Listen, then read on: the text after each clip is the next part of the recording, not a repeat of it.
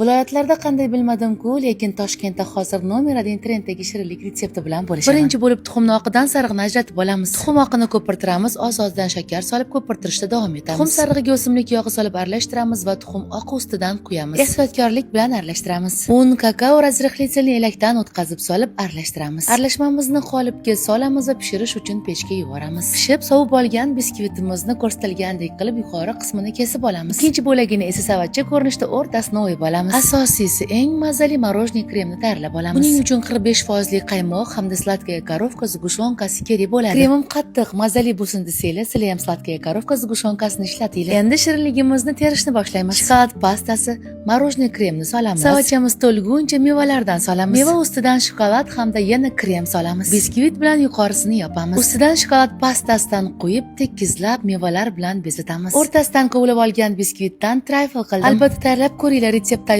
Retsept yoqqan bo'lsa, Nodirangizni duo qilib yurakchani bosib qo'yishni unutmang.